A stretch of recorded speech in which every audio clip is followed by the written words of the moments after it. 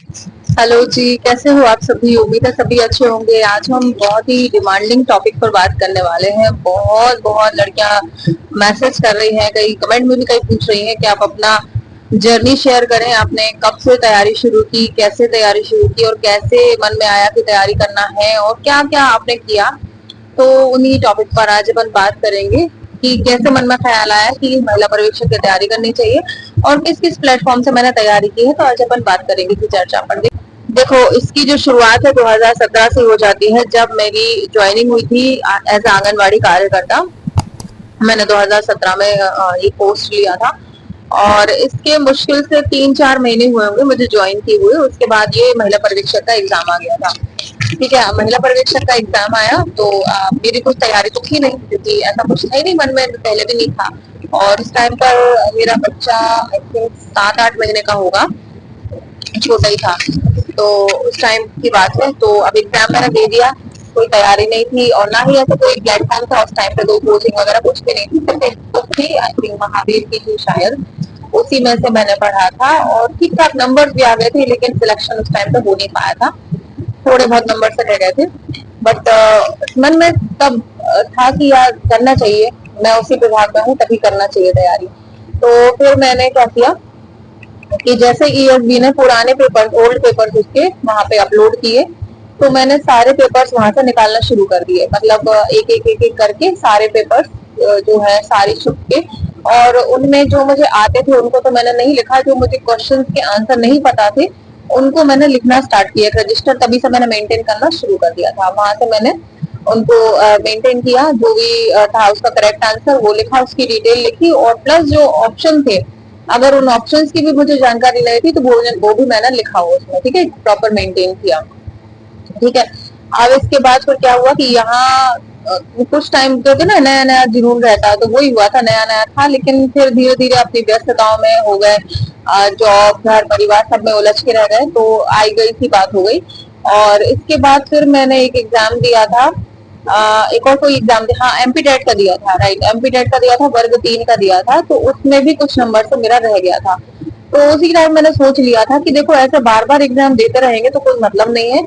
अब मैं 1 साल लग के तैयारी करूंगी और एक ही बार में सिलेक्शन लूंगी। तभी मैंने डिसाइड कर लिया था कि अब मैं अपने आप को सिर्फ 1 साल का टाइम दूंगी, और अगर इस 1 साल में नहीं निकला तो फिर मैं कुछ और देखूंगी। फिर मैं इन चक्करों में नहीं पड़ने वाली, क्योंकि जिंदगी भर ये थोड़ा करते रहेंगे भाई की तैयारी करना है, ये वो। ये मैंने सोच लिया था उसी टाइम पर। तो मैंने 2023 में शायद से था एमपी टेट का एग्जाम, तो मैंने सोच लिया था कि अब मैं दूंगी, तैयारी तैयारी करूंगी। फिर उसके कुछ टाइम बाद ही ऐसी खबर आने लगी, कुछ टाइम मतलब कुछ महीनों बाद ही ऐसा होने लगा कि महिला पर्यवेक्षक की वैकेंसी आने वाली है, ऐसा सुनने में आने लगा। हालांकि ऐसा कोई पुख्ता बात नहीं थी, जैसा भी छात्रावास का चल रहा है ऐसी उड़ी उड़ी सी खबर आई थी कि हाँ आने वाली है। तो मैंने तभी अपने हस्बैंड से डिस्कस किया कि वैकेंसी आने वाली है, क्या मैं तैयारी शुरू कर दूं? तो उन्होंने कहा हाँ बिल्कुल, आप तैयारी करना स्टार्ट कर दो। तो मैंने यूं ही यूट्यूब पर वीडियोस देखना स्टार्ट कर दिए, और जो मेरी ओल्ड बुक्स थी उनसे पढ़ना थोड़ा बहुत मैंने स्टार्ट कर दी, जो पिछली 2017 की रखी हुई थी, और जो नोट्स थे उनको पढ़ना शुरू कर दिया था। फिर मैंने क्या किया, यूट्यूब पर वीडियो देखना स्टार्ट किए। अब वीडियो देखा तो देखते देखते एक चैनल था टॉपर टेम्पल करके, एक ऐप भी है, मतलब इंस्टीट्यूट है एक तरह से। तो उस पर जमील सर उस टाइम पे पढ़ाया करते थे, जमील सर क्लासेस लेते थे। तो मुझे उनका पढ़ाने का तरीका बहुत अच्छा लगा। मतलब ठीक उनका वही तरीका था पढ़ाने का जैसा मुझे समझ में आता है। मैंने अपने आप को देखा कि हाँ मुझे इस तरीके से पढ़ाई समझ में आती है जैसे सर पढ़ा रहे हैं, प्रोएक्टिवली बताना चीजों को।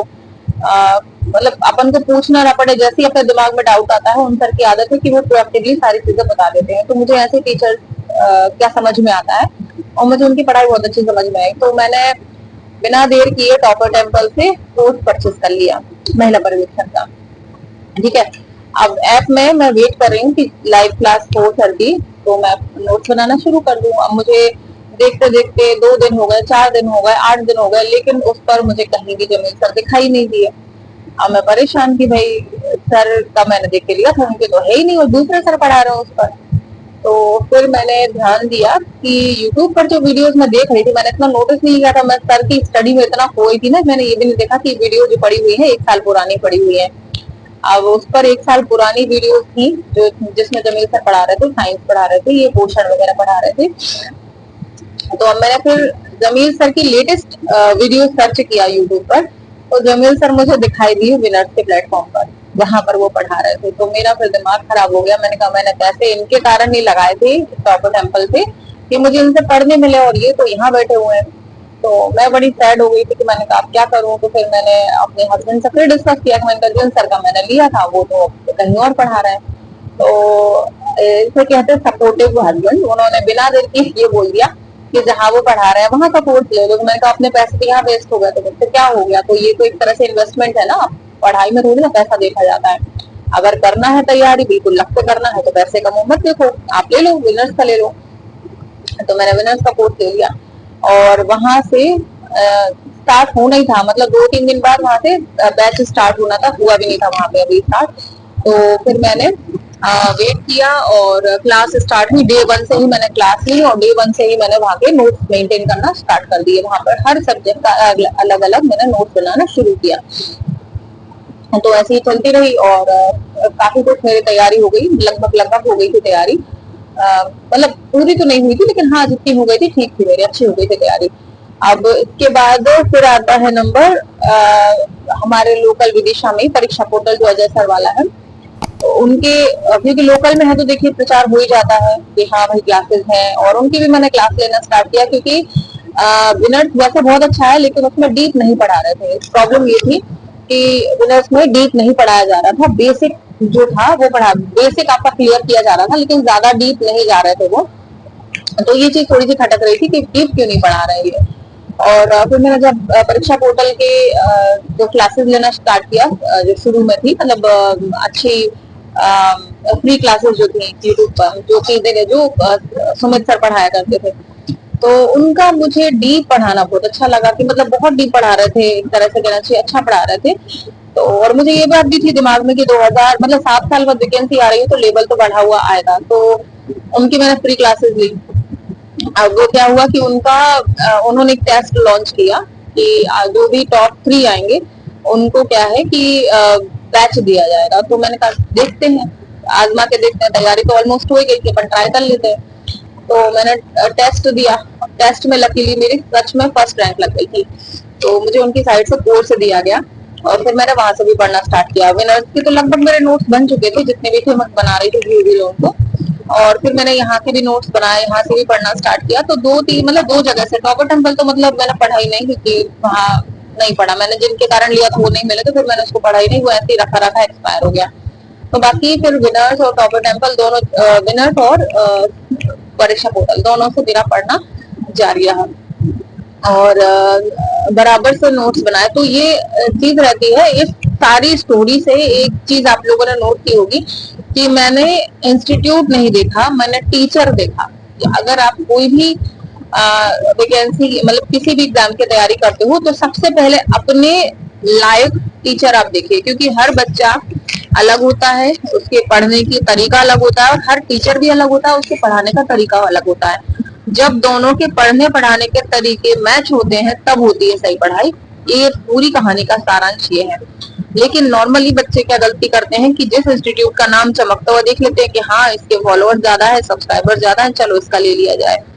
तो यही सबसे बड़ी गलती अपन कर देते हैं। आपको इंस्टीट्यूट नहीं देखना है, आपको टीचर देखना है जिसका पढ़ाया हुआ आपको बेहतर समझ में आता है।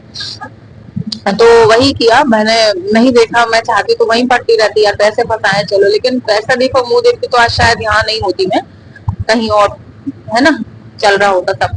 तो ये है। बाकी एक और चीज लड़कियां पूछ रही हैं कि आपका शेड्यूल कैसा था, कैसे पढ़ते थे, क्या करते थे, तो वो मैं कल बताऊंगी आप लोगों को, क्योंकि आज वीडियो बहुत लेंथी हो जाएगी।